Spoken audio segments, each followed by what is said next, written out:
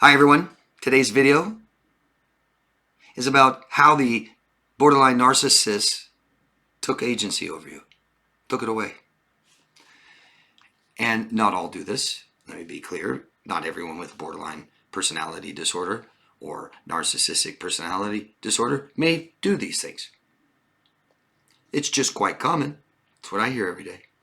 I may be directing this more towards someone with these disorders that are higher spectrum, lower functioning. Maybe not you. How do they do it? Well, they're power-hungry control freaks, aren't they? Seek power and control over you, over your life. Why? Well, anybody that does this has had their power taken away from them. They don't feel like they have control over their own lives. That's why. You take someone who's been SA'd, assaulted in childhood, and they tend to do it to another child when they're older. It's like 70-something%. They had their power taken away from them, and they take it away from another child. You changed who you are, didn't you? You can say they changed who you are. We allowed someone to change who we are. You were strong, now weak. Happy, now sad, angry. You valued respect towards people. Maybe you were disrespectful, even towards them. You valued honesty. Maybe you've been dishonest. We lose a sense of who we are. We never let people wrong us before. Now, someone walks all over us, exploiting us. How did this happen? Maybe we lowered our standards or didn't have any, poor boundaries, things like this. Childhood. We compromised our values by not having standards. We invested everything. They invested nothing. Financially, maybe we paid for things, paid for more, paid for every date.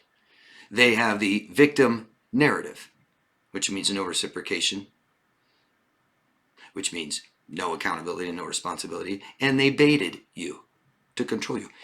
For those of you who don't know what baiting is, we can't necessarily take someone's hand and control it, make them do what we want and pick something up and hit themselves with it. But we can control them emotionally by baiting techniques. Accuse you of things and make you defend yourself. Triangulate you and make you scared of losing me and insecure. Guilt trip. Make you feel guilty. Pity me. Make you pity me and feel sorry for me. Once you've accepted that I'm not responsible in this relationship, you're screwed. I'm not accountable for what I do. I don't have to reciprocate. I don't have to meet your needs. I don't have to pay. I don't have to go get a car, better myself, get a job, help out. I don't have to. Can't. They start isolating you, losing your friends, losing goals, interests, aspirations, dreams, triangulating you, gaslighting you. We lose a sense of who we are. Our self-worth is lowered by neglect. Our self-respect is lowered by abuse. Staying in an abusive relationship. Self-esteem is lowered because they compare us to others by triangulating us. I literally hear of toxic narcissist borderlines literally saying, marry me or I'll marry someone else. I've got 3 people that want to marry me. I'll marry them. Let's talk about possessions. What's mine is mine and what's yours is ours.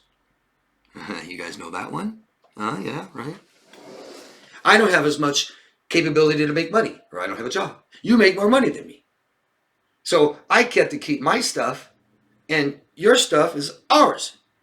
I don't have a car, but you have a car, which is our car. I don't have a driver's license, but you do, so you drive us. You drive me everywhere I need to go, and then pick me up later. And I don't have money, so I don't pay for gas.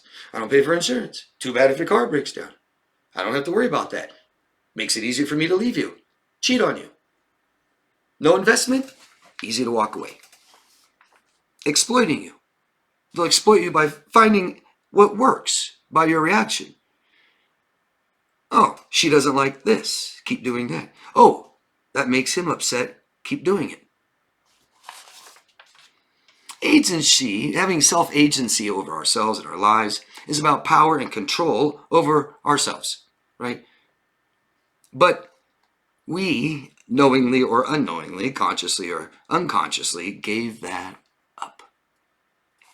We gave it up. We gave it away.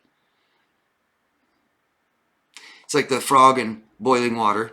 It's not like they just started doing this right out the gate and threw the frog right in a pot of boiling water so the frog jumps right out, right? They do it slowly. Slowly. Little bits at a time. We have to take our power back somehow. Find a way to do that. Whatever that way is. Not something unhealthy or compromises your values again, but take your power back and have some control over your own life. Take your agency back. Stick to your moral values. Those are your standards. You have to have your needs met. If not, end it. Work toward what you want. Keep that in front of you. Don't forget. Make yourself feel good. Don't rely on them. Do you see that? We start believing that this relationship or them themselves is going to make us feel better, give us what we need finally. We just need to stick it out, tough it out, do better, make them happy. Yeah? Stick to our own beliefs. I'm going to tell you right now, couples counseling not only doesn't work, I hope I was clear. Not only does it not work, it'll make it worse. It'll make it worse. They ain't going to stick to a couples counseling. They wouldn't go to therapy or help for themselves. They definitely aren't going to go for you. And if they do, they're just going to lie and manipulate. You might have a counselor or therapist that doesn't understand this stuff. Starts trying to hold you accountable for what they do. Couples counseling isn't going to work. What you need to do is step outside of this relationship. You need to tell someone. You need to ask for help. And find a way to take your power back and have control over your own life again so that you have agency over your own self again. If that means leave them, we have to leave them. If it's hard, we ask for help. But when someone takes agency over us and has control and power over us, we keep seeking them for the things that we need and want and to feel better. That's up to us. Up to us, guys. Okay? And anything we have troubles doing, we ask for help.